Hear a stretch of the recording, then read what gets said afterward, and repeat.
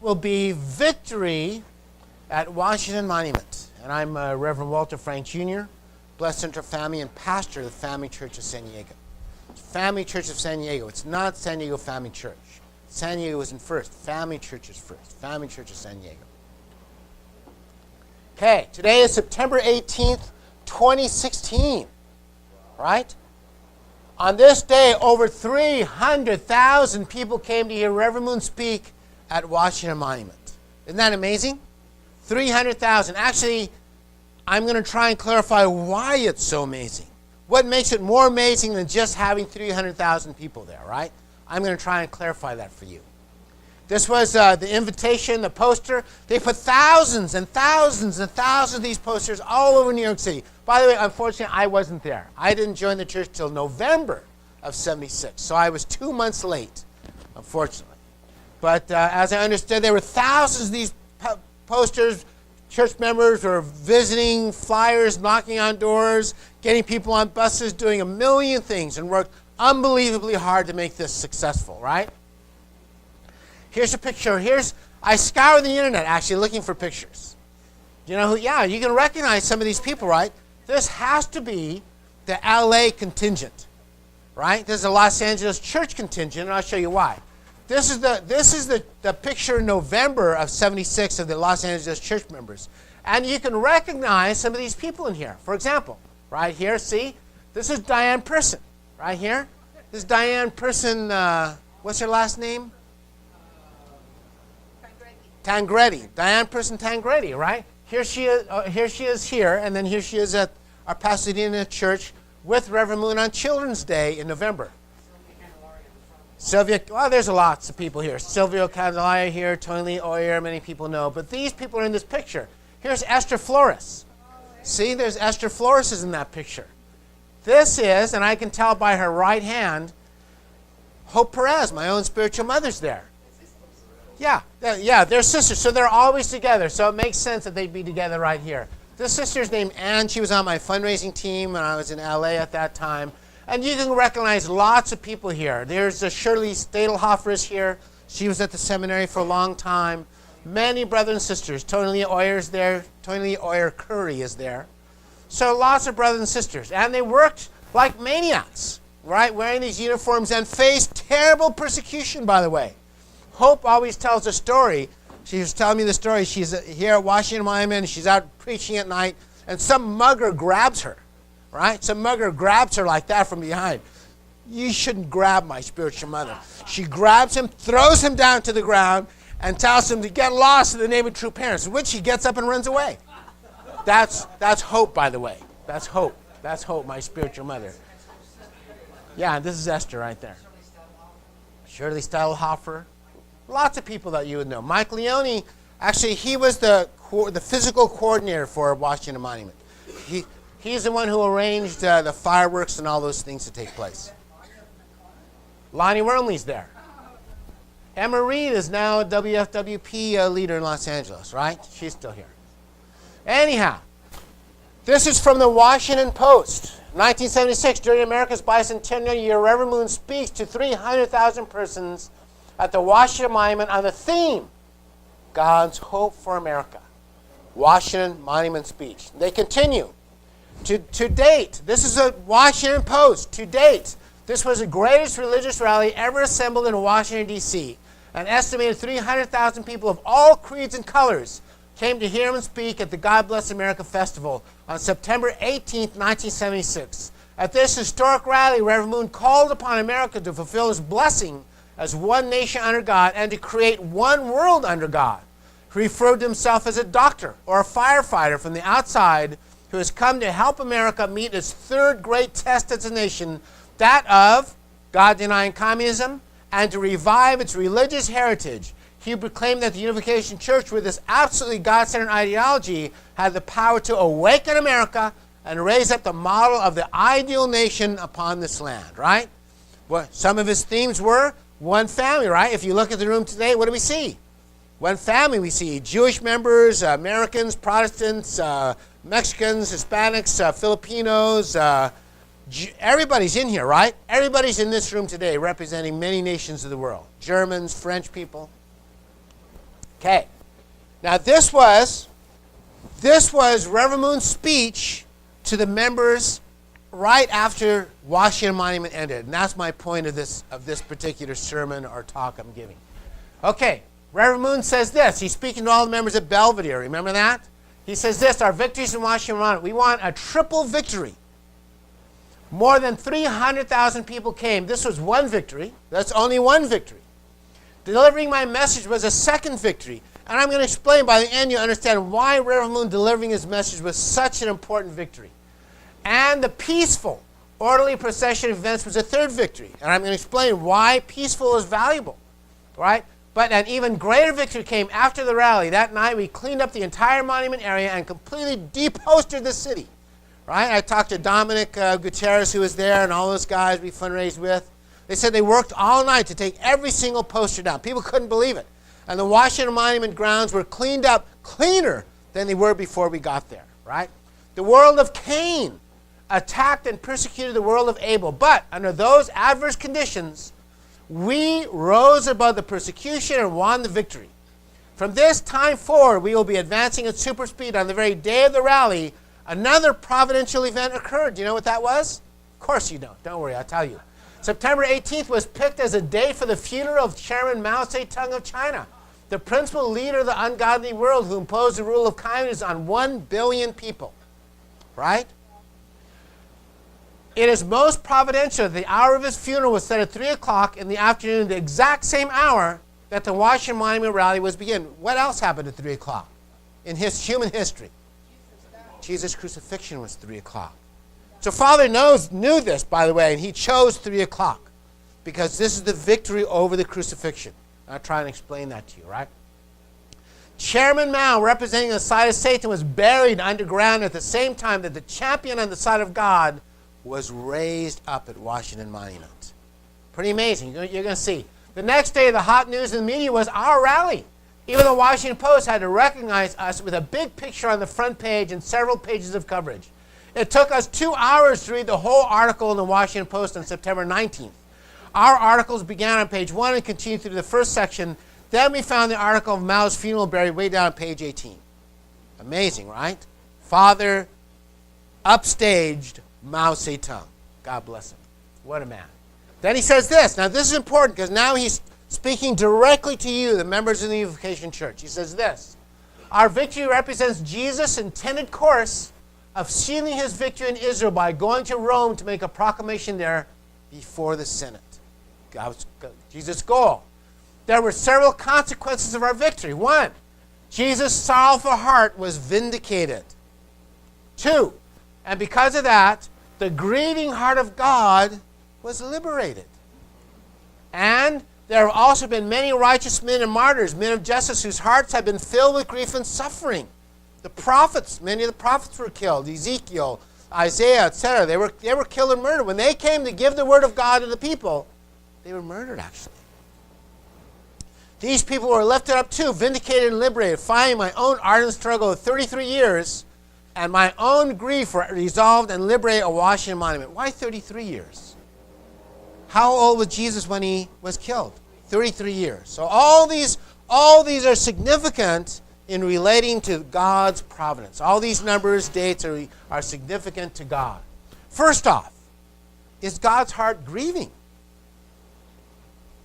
Don't most people believe God is in heaven and the angels are praising him and singing songs and he's laying on a couch eating grapes and throwing light? No, that's Zeus. That's the Greek idea of God. That's not the Christian or Hebrew idea of God, right? Does Jesus have a sorrowful heart? Actually, of course we do. Let me explain it to you. This is Jesus explaining his heart the night before the crucifixion, right? It says this, Matthew 26:37, he took Peter and the 2 sons of Zebedee along with him, that's James and John, and he began to be sorrowful and troubled.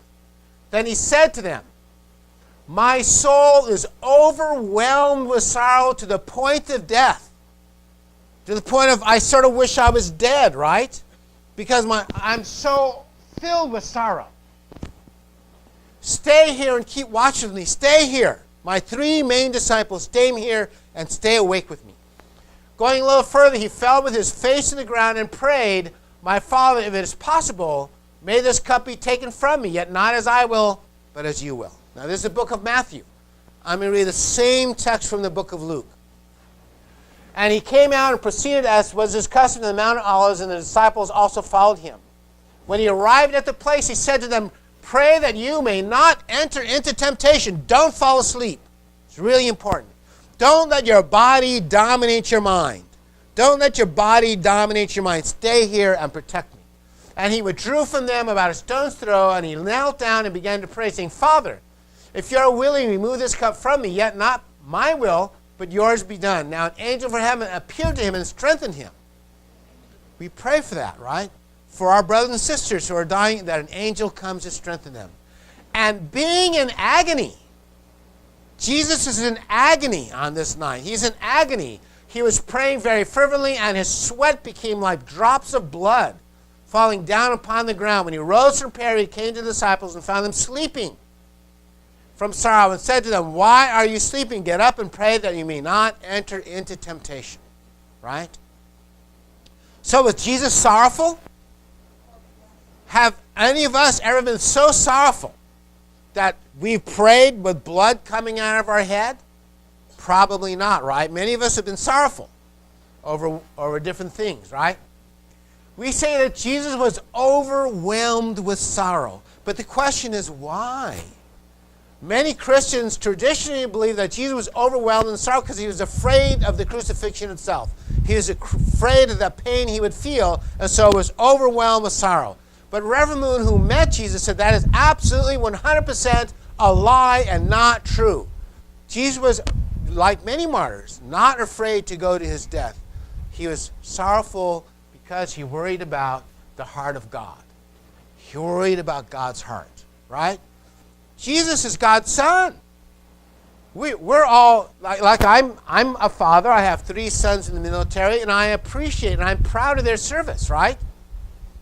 But if one of my sons was killed defending the USA, would I be proud?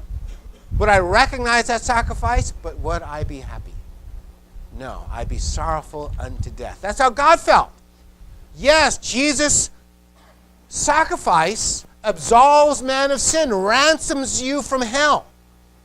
But God is not happy. Look, God has been working to save mankind, preparing a foundation to receive the Messiah through preparing the Hebrew people and the Roman Empire. Jesus knew his death would delay God's providence of salvation. God is sorrowful over the suffering of mankind. And also from this, look, from the 6th hour until the 9th hour, darkness came over all the land. Jesus is on the cross. And what happens? The lights go out. It's still not even 3 o'clock in the afternoon. The sun goes out. Romans, this something serious is going on here, right? About the 9th hour, Jesus cried out in a loud voice, "Eli, Eli, lama sabachthani," which means, my God, why have you forsaken me?" And when Jesus had cried out again in a loud voice, he gave up his spirit. And then what happens? It says at that moment, the curtain of the temple was torn from top to bottom. The earth shook and the rocks split. It was totally black, totally nighttime, in the middle of the day, right? Clearly, this shows that the crucifixion of Jesus was terrible in the eyes of God. That this is God expressing the pain in his heart. That his son should be rejected, tortured, murdered, killed, laughed at, spit on, right? Can God accept that and be happy? No. Even if it means a ransom of all human beings, still, God can't take it. His heart is broken. And Jesus knew his Father's heart would be broken. Father God cannot hide his eyes from this fact. And so Jesus prayed in sorrow, and God is sorry that his son was killed at only 33 years of age, without having children, without speaking at the Senate, without speaking at to the Hebrews on the Temple Mount, without succeeding, right? He also prayed, second, for all mankind, especially his followers. Jesus is sorrowful that his followers are killed after he dies. Matthew, he tells them, "And you shall be hated of all men for my name's sake, but he that endures to the end, the same shall be saved." Right? Jesus tells them, look, when they're going to persecute you. When they persecute you in this city, flee into the next. For verily I say unto you, You shall not have gone through all the cities of Israel until the Son of Man comes. He says, a disciple is not above his teacher, nor is a certain above his Lord. If they've done this to me, what more are they going to do to you? Is Jesus happy when Peter is crucified? Does Peter feel great when Paul is beheaded? Thomas is speared? Matthew is thrown off the building to his death? No. Jesus can foresee this will happen and feels sorrowful about it. He feels sorry that his disciples have to be the ones who are persecuted the worst in human history. Right? The spiritual children of Jesus and the saints have been persecuted, beginning with the imprisonment, persecution, and murder of early followers of Jesus in Jerusalem by the Jewish priests and scribes. All but one apostle was murdered, tortured to death. Right? All but one. Only John wasn't murdered to death, killed, tortured to death. Right? The effort to eradicate Christian people by Emperors Nero, Caligula in Rome, beginning in 60 AD, within 27 years of Jesus' crucifixion, Nero was going insane against the Christians in Rome. We know the stories, torturing them, crucifying them, burning them alive, feeding them to lions, letting animals rip them to pieces. Can God look at that and think, wow, this is great? No. God's sorrowful. When you're praying to God, like John's son, when you're praying to God, help me, God, help me, God isn't just laughing. He's thinking the same thing. How do I get my kid out of this? How do I get my kid out of this? How do I save my kid? How do I help him? Right? The schisms of the early church or the worldwide attacks by Islam beginning in the 7th century. God isn't happy with that. That's painful. The violent attacks against the Christian church in France during the French Revolution and Spanish Civil War. The effort of Nazi Germans to persecute and destroy the church in Germany and occupied Europe. Despite the wholesale genocide, torture, and extermination of Christian clergy in all communist countries, beginning with Russia, Eastern Europe, China, Vietnam, North Korea, Cuba, Venezuela, etc. All those places, thousands, millions of our brothers and sisters who we would love, who would greet us with a big hug, thank you for being a Christian, killed, tortured to death. Can God like that? God's heart is sorrowful that those things take place. It's sorrowful that those things face. The vicious and insidious ideological attacks by communists, atheists, secular humanists, hedonists, Hollywood, leftists, etc. Despite that, the church grew, right? Here's what we say. What was God's perfect plan in that case? God's plan was very simple, that actually the people accept him. God raised up the Jewish people to obey and follow the Lord through 2,000 years of history. Jesus came to literally liberate Israel, not by the sword, but by love and faith. Here, I'll show you. If the Jewish people had believed Jesus was the Messiah, they would have welcomed him and made him king, right? And then what would have happened? They would have followed him out of bondage the same way Moses led the people from Egypt. Did Moses kill anybody? No, he just made it clear to the Pharaoh, you got to let us go. And eventually the Pharaoh said, okay, go. Take Moses with you. Right? How about this one? Or how Nehemiah led the people out of Babylon. Nehemiah was a prophet when Cyrus was the king of Persia, and Nehemiah was very faithful. When the people united with all during their time in Babylon, Daniel, Meshach, Shadrach, and Abednego are faithful people. We hear the faithful people of the Jews. They're crying and singing out to God, can we go back to Israel? Finally, after the 7-year time period is over, Nehemiah rises up, is a courtier to the emperor, and God sends Cyrus a dream. Let my people go. And Cyrus wakes up from his dream, gives Nehemiah and the Jews money and an army, and says, go peacefully to Jerusalem. God told me what to do, right? If the people had united with Jesus at that time, then God would have sent the same dream to the Emperor Augustus, or whoever the emperor was at that time. He would have said the same dream. You need to hear Jesus. You need to talk to this man. He can heal you. He can take care of you. And then the message would have been spread to all of the whole world. What was God's perfect plan for Jesus in Israel? God raised up Elijah to win over the Jewish people, and as to prepare for Jesus to come as Prince of Peace and King of Israel, meet and convert the Roman emperors and the Roman Empire, which was the beginning of what's called in the world, the only time in the world is called the Pax Romana. You know what that is? That was an era of 200 years of peace following Julius Caesar's victory over the Gauls. They had 200 years of no big wars anymore. Jesus was the Prince of Peace, right? If he had come to Rome at the beginning of the Pax Romana, what would that mean? It means he could use all the resources to reach out to other countries and other groups, right? This was Rome. Rome was the whole, essentially, civilized world. They already had relationships with China and India already relating to them. God's simple plan was the Hebrew people who are smart, prosperous, powerful, strong, unite with Jesus Christ and him as a leader with John the Baptist, goes to Rome, goes to the whole world, preaching all over. And then Jesus would actually preach in the Colosseum at Rome or in front of the Senate building at Rome, in the center of the government, and he would convince the Senate that this is what you're supposed to do. Follow God. 400 years later, it actually took place, didn't it? 400 years later, Constantine, what happens to Constantine? He gets a dream. He gets a dream. Follow the Pax sign, the peace sign in Jesus. It wasn't the cross. It was a peace sign in Jesus, the fish sign.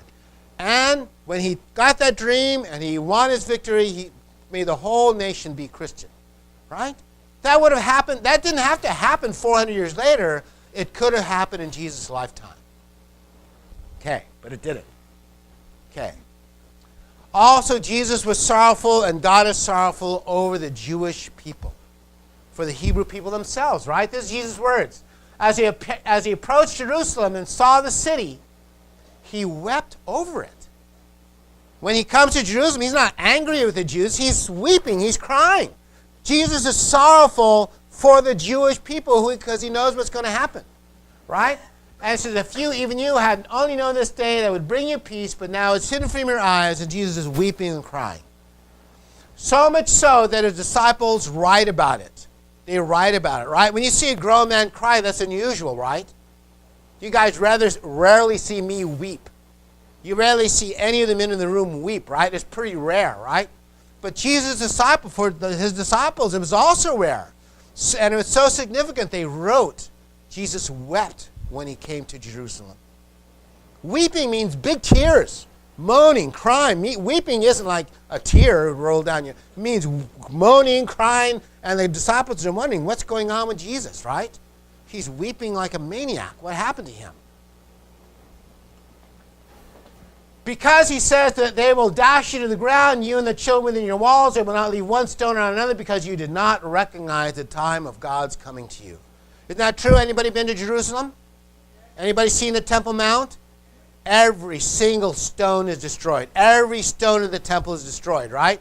Everything is torn down. Every single stone is torn down. Nothing's left. Jesus predicted it. Okay.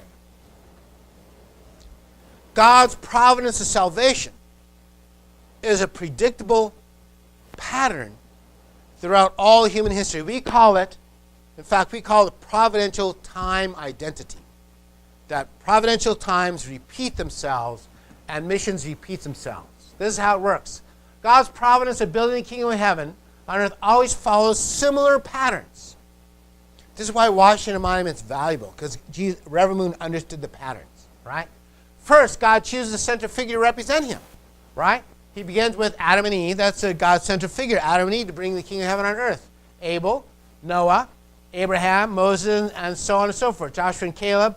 That first off, they're all commanded to enact some form of faith, right? Some form of what we call the foundation of faith. That is an act of sacrifice or effort. For example, Noah is supposed to build an ark. He's got to build something.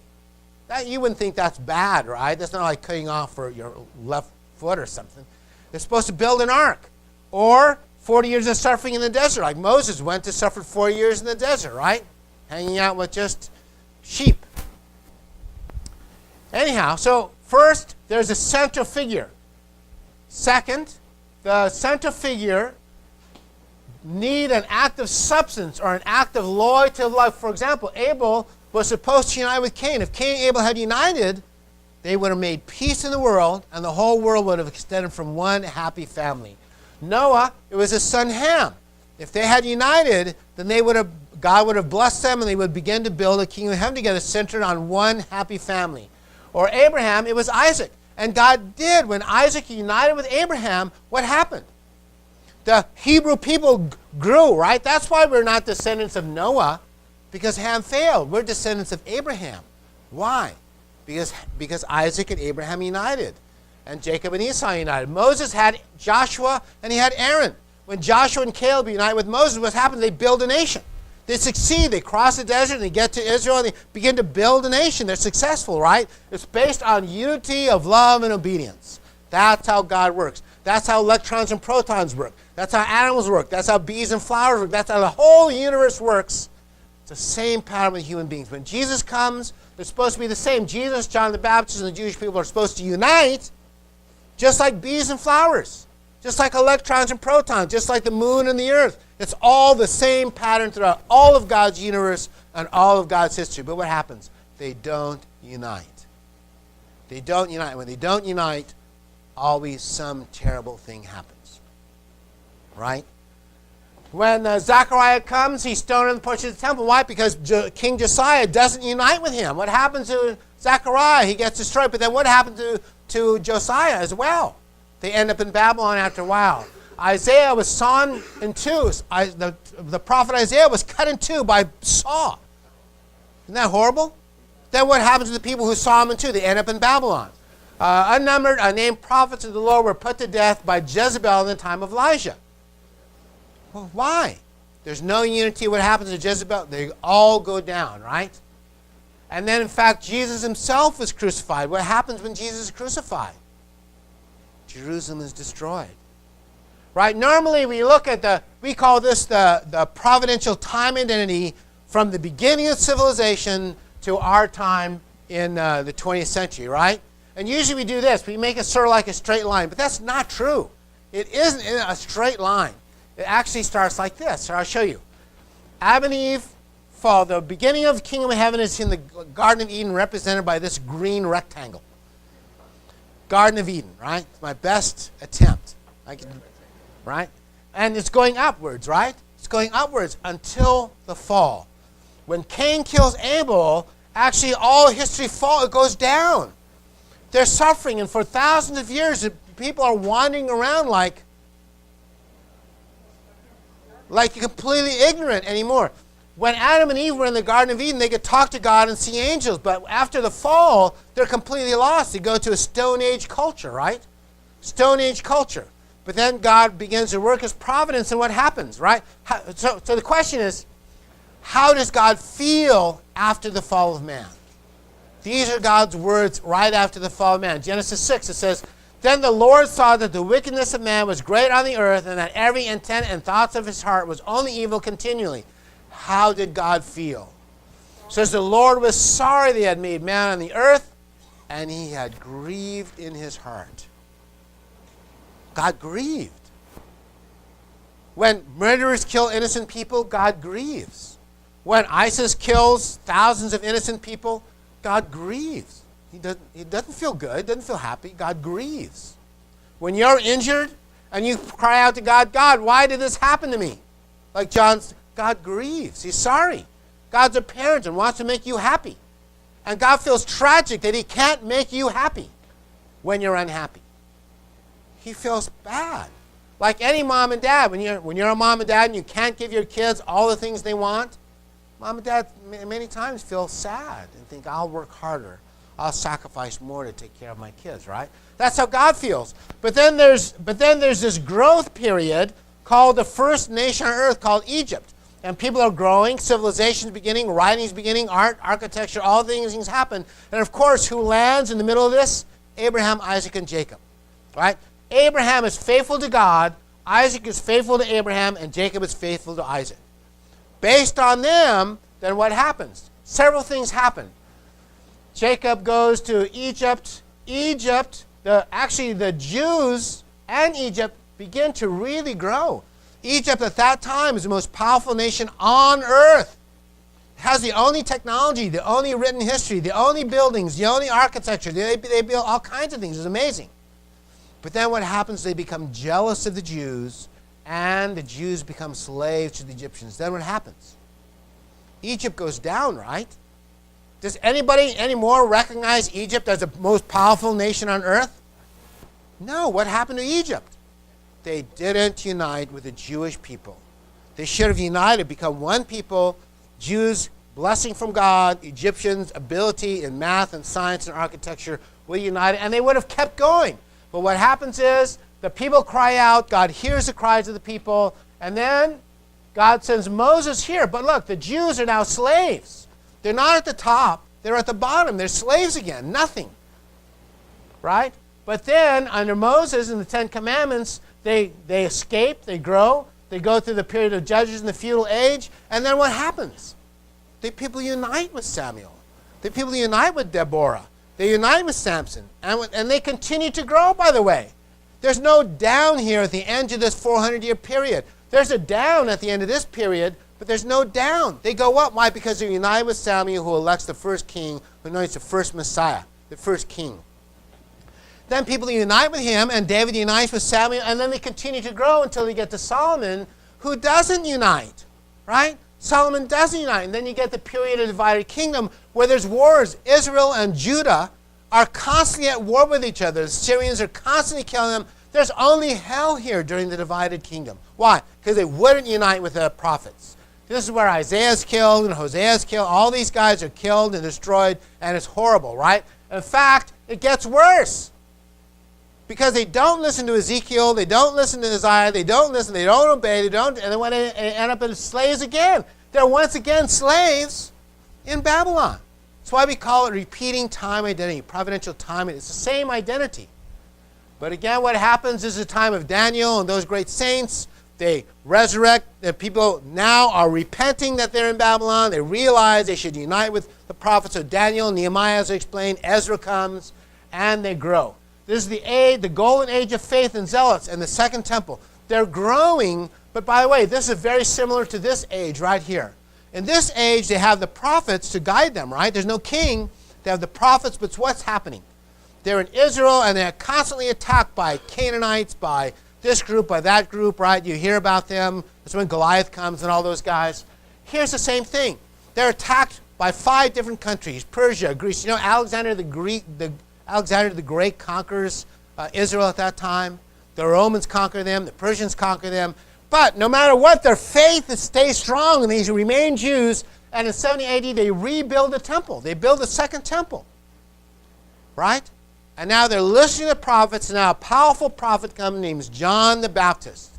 It says all the people are with John, so much so that the King Herod, and by the way, the Romans are terrified of John. They don't want to make him mad because all the people are going to follow him. They know that that's true. And he comes, and his job is to unite with Jesus. But we know it doesn't happen. We all know it didn't happen, right? We all know it didn't happen. He came unto his own, and his own received him not. How did Jesus feel? Jesus felt terrible, right? It says this: as he approached Jerusalem and saw the city, he wept over it. Sorrow again. So when we go through the rest of human history, it's all the same. It's all the same type of history. There's growth, until we get to the top of about 1020. Then we have the exile of the Pope, Babylonian exile of the popes. We have Inquisition, Crusades. So then God begins this Reformation and the last 400 years of growth. And in the last 400 years of growth, what happens? USA, the first constitutional Christian democracy that ends slavery, creates freedom and prosperity for the whole world. Korea becomes free in what year? 1945, the Americans free Korea from the tyranny of the Japanese Empire, and they become what? The strongest, most fervent Christian nation on earth, the South Koreans. And also, by the way, in 1948, what happens? Israel comes back after 2,000 years. No Israel. For 2,000 years, God resurrects Israel. Why is this all important? Why is this important? Because Washington Monument is to restore all these things. That's why Reverend Moon thinks Washington Monument victory is significant. It changes Western civilization. And instead of having all these falls, when Jesus comes and Jerusalem's rising, only to fall, and Christianity's rising, only to fall, then Reverend Moon has to make some dramatic change so that Christianity in America doesn't fall. So we always show this picture, right? 1920, 1936, Jesus appears to Reverend Moon and gives him a message. Your job is to go to all the people in the world and convince them of several things: family values, one world under God, things like that, right? So Reverend Moon thinks, how do I do that? He spends 9 years preparing, and to prepare, one of the things he understands is this whole history. the whole history of the rise and fall of nations, rise and fall of religions, Jesus' heart, God's heart, doing all these things. He understands that and begins to write it down in his book. However, in Korea, Reverend Moon, just like Jesus, just like Isaiah, just like Ezekiel, all receives persecution and rejection by the South Korean Christian church. Right? He was in prison 5 times in Korea. Some by Japanese, some by South Koreans, and some by communist North Koreans, right? He suffered torture by Japanese and North Korean communists, including 2 years and 8 months in Hungnam prison, which is called a death camp. They thought he was going to die, right? Japanese tortured him and thought he was dead and threw him out in the snow, where his disciples found him and resurrected him back to life, right? They thought they had killed him. He was done with. And the communists thought surely he would die in Hungnam prison death camp, but he didn't die. He said, I would not die. I won't die. Why? Why did he say he wouldn't die, torture me, kill me, beat me? I won't die. Why not? Because of God's heart. Because he understood all this history of suffering. He understood all the rises, only the fall. He understood America rose, and he didn't want America to fall like Rome fell, like Jerusalem fell, like so many times, right? He said, if they kill me, then history goes to hell one more time. But he said, I'm not going to die, right? So he began, look, he had this little, poor, dirty little place in Busan where he began to change the world, where he had the idea, me and God are going to change the world, and me and God and Won Pil Kim and a few crazy people are going to change the world. And what happened? He changed the world. He somehow changed the world from nothing to the Ueno Island rally, right, of 1 million people. You know, this happened just before Washington Monument. This happened just before Washington Monument. It was part of the New Hope tour, right? And he spoke to 1 million people. Where? In South Korea. This represents Jesus wanted to preach on the Temple Mount, right? He wanted to preach on the Temple Mount of Israel to all the people, to all the Jews. Reverend Moon preached to all the Christians here in Korea without getting killed. That's really amazing important. He didn't get killed like all the other prophets, right? And on this day, on the 40th anniversary, he was preaching over 300,000 people at the Washington Monument. He said this created victories, internal victories that changed the world. For example, we say nobody knew, none of the Romans understood. On the day that Jesus was crucified, could the Jewish priests predict we're going to be destroyed within 40 years of this day? Nobody knew, right? It was an internal thing. Jerusalem would be destroyed, every stone turned over within 40 years of Jesus' crucifixion. Could anyone predict it? No. Only Jesus could see. Only God had the eyes to see. Reverend Moon has the eyes to see. If he can preach here, he can change the world. And I'll show you a little bit more how this works. Okay, we went through all that. Okay, God bless him. Fortunately, so we went through all these ups and downs. Same thing. Jesus was killed, Jerusalem's destroyed. So on and so forth. Isaiah, Hosea are killed, Israel is destroyed. The Romans killed Jesus, Rome falls, right? Sacked in the 210 AD. So Father knows all these things, so here's what he does. He says this. Fortunately, a few thousand young Americans facing severe persecution but in love with God heard the call and respond with love and faith, fulfilling the foundation of faith and the foundation substance at the end of the 20th century. All these wonderful people here, all those suffering miserable persecution. Miserable persecution. You know, Ted Patrick and his group was at the Washington Monument complaining and having signs up. They're all praying. All those kinds of things happen to our brothers and sisters. We say Reverend Moon with a small band of spiritual rebels saved Western civilization as we know it, even though he's the only one who could see it. Even members who were there didn't know what's going on, right? Now I'll show you how it works. So Reverend Moon speaking to the members, seeing your beautiful faces this morning. This is after Washington Monument, after everything's done. He says, seeing your beautiful faces this morning makes me joyously happy. Thank you for coming. Yours are the most brilliant young faces in America. In your faces there is hope for tomorrow and for the future of mankind. Your faces and your hands will decide the destiny of the world. Today is October 4th, 1976. Even though the Washington Monument rally was held September 18th, the campaign ended through yesterday. Today is actually the formal termination of the Washington Monument campaign. It is truly a momentous and joyful day. From this day on, October 4th shall be celebrated as a holy day in the history of the Unification Church. The name of the day will be called the Day of the Victory of Heaven. Right? October 4th, we'll celebrate that. He says this, today, the 4th day of the 10th month, is a day which is meaningful in numbers, and is also meaningful for me personally, because on this date in 1955, I was found innocent and released from prison in South Korea. Okay. He was found innocent in South Korea. What does that mean? It's a great victory. I'll tell you why. Okay, I'll tell you the answer. Many spiritual leaders faced in prison or death. This is the same trial. Father's trial in South Korea was the same trial Socrates faced in Greece, where they killed him, right? What did they say Socrates was? A rabble-rouser. You're no good. You're making the people rebellious. What did the Sanhedrin say about Jesus? Exactly the same thing. When the Sanhedrin takes Jesus, they say, aha, you're lying. You're not a spiritual leader. What was the accusation of Reverend Moon in South Korea time? Anybody know? What's that? I'll tell you. They accused Reverend Moon, one, of being a false messiah, but they had freedom of religion, but because MacArthur made that a part of their constitution, they couldn't kill him for saying he was a messiah. They accused him of adultery. For all you guys who are, everybody who reads, Reverend Moon, the six Marys, all this stuff, you need to read Reverend Myung Kim's biography. She said when she was a professor at Ewha Women's University, some of her members went and she had heard about Reverend Moon Unification Church, that Reverend Moon, that they were dancing naked in the basement and doing all kinds of things. You remember? This is Myung Kim. She said they invited her to come and hear the sermon. She said, as a theological professor, I have to go. But she said this. What did she wear when she went? Anybody remember? She said she wore 7 layers of clothing.